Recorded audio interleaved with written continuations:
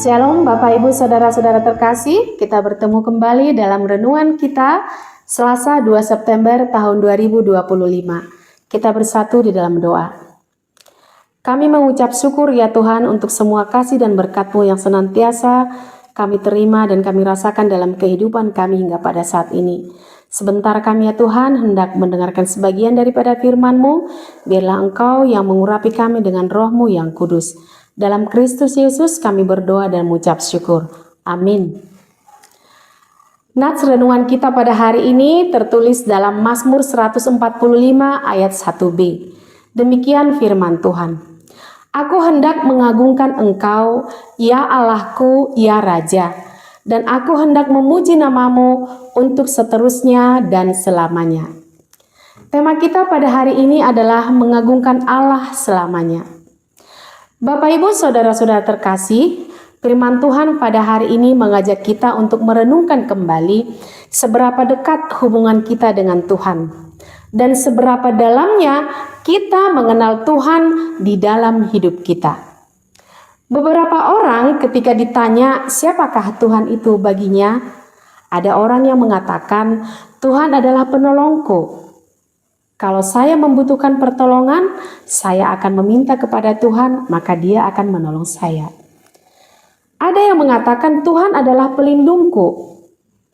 Jika saya dalam bahaya, maka saya akan mohon perlindungan kepada Tuhan, maka Dia akan melindungiku. Dan jawaban yang lain-lain masih banyak lagi. Namun secara tidak sadar, jika kita hanya menjawab dengan demikian, kita hanya berhubungan dengan Tuhan jika kita hanya memerlukannya saja. Seolah-olah Tuhan itu adalah hanya sebagai pelengkap dalam hidup kita. Padahal jauh lebih dalam daripada itu, Tuhan adalah segala-galanya bagi hidup kita. Dan menurut Bapak Ibu Saudara-saudara terkasih, siapakah Tuhan itu bagi saudara? Dalam nats hari ini sangat jelas sekali pengakuan Daud tentang siapakah Tuhan itu baginya. Betapa Tuhan itu sangat memegang kendali hidupnya. Betapa Daud sangat mempunyai hubungan yang sangat dekat dengan Tuhan dan hubungan yang sangat intim. Karena Daud selalu melibatkan Tuhan dalam setiap kehidupannya.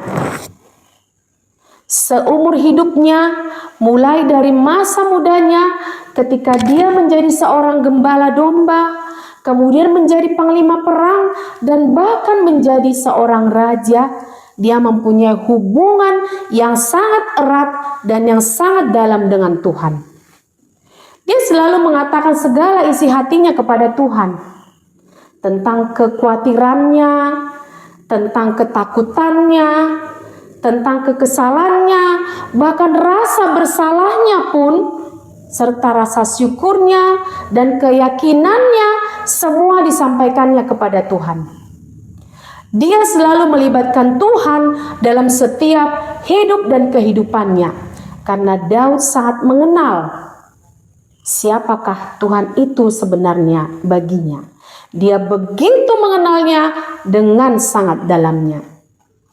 Dan pengalaman hidupnya bersama Tuhan itulah yang membentuk sikapnya sehingga dia bersaksi dan mampu mengatakan dia sangat mengagungkan Tuhan. Dan dia sangat mengenal Tuhan. Sehingga Daud mengaku bahwa Tuhan itu adalah Raja, Tuhan itu adalah Allah yang harus diagungkan dan dipuji untuk seterusnya dan selamanya. Karena Tuhan itu memang agung dan kebesarannya tidak terduga. Bapak Ibu Saudara-saudara yang terkasih, apakah saudara sudah mengenal Tuhan dengan baik?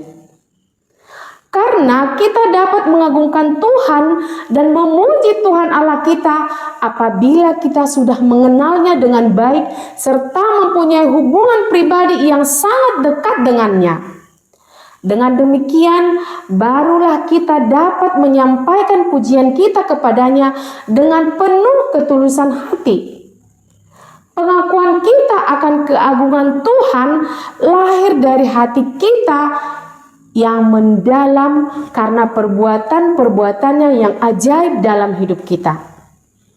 Bahkan yang memberikan keselamatan yang abadi dan kekal bagi kita manusia. Oleh karena itu, mari kita meluangkan waktu kita untuk lebih mengenal Tuhan melalui doa dan melalui firman-Nya. Sehingga Dia menjadi Allah dan Raja dalam hidup kita selamanya. Tidak hanya itu, bahkan dalam setiap aktivitas kita, baik kecil maupun besar, ingatlah bahwa Tuhan adalah Raja dan jadikan Dia pusat dari semua tindakan, sikap, dan perilaku kita. Ucapkanlah syukur dan pujian kepada Tuhan setiap hari saat bangun, dalam aktivitas sehari-hari, bahkan sampai kita beristirahat kembali, sebagai tanda kesetiaan dan kasih kita kepadanya. Amin, kita berdoa. Terima kasih Tuhan buat firman-Mu yang boleh kami dengarkan pada saat ini. Biarlah kiranya ya Tuhan kami semakin mengenal Engkau di dalam kehidupan kami. Engkau adalah segalanya bagi kami. Allah kami, Raja kami, yang memberikan keselamatan bagi kami manusia. Biarlah dalam kehidupan kami ini, kami senantiasa mengagungkan dan memuji nama-Mu dari hati kami yang mendalam, dari hati kami yang tulus. Terpujilah nama-Mu Tuhan dalam kehidupan kami. Ya Tuhan, kami akan memulai aktivitas kami dalam satu hari ini. Berkati kami semuanya ya Tuhan. Lindungi kami, topang kami ya Tuhan. Bantulah kami ya Tuhan, supaya kami dapat melakukan semua apa yang boleh kami lakukan pada saat ini untuk memuji dan memuliakan nama-Mu. Ya Tuhan, kami berdoa buat seluruh saudara-saudara kami, dimanapun berada pada saat ini. Jika ada yang mengalami pencobaan, jika ada yang mengalami pergumulan, berikan kekuatan ya Tuhan. Berikan jalan keluar. Jika ada yang mengalami sakit penyakit, berikan kesembuhan ya Tuhan. Jamahlah mereka ya Tuhan, supaya mereka sembuh, supaya mereka pulih, dan mereka boleh mengagungkan nama-Mu, memuliakan nama-Mu di dalam kehidupan mereka. Jika ada yang berduka, biarlah Engkau yang menghibur. Ya Tuhan, kami adalah anak-anak-Mu. Biarlah seluruh kehidupan kami serahkan ke dalam tangan pengasihan-Mu. Berkati seluruh hamba-Mu yang boleh melayani dimanapun berada pada saat ini. Berkati seluruh jemaat-Mu. Berkati juga tim multimedia kami. Ya Tuhan, ampuni kami atas segala dosa dan kesalahan kami. Dalam Kristus Yesus kami berdoa dan mengucap syukur. Anugerah dari Tuhan Yesus Kristus, kasih dari Allah Bapa, dan persekutuan Roh Kudus itulah yang memberkati kita semua. Amin. Bapak Ibu saudara-saudara terkasih, mari kita menjalani aktivitas kita pada hari ini dengan mengucapkan syukur kepada Tuhan. Tuhan Yesus memberkati.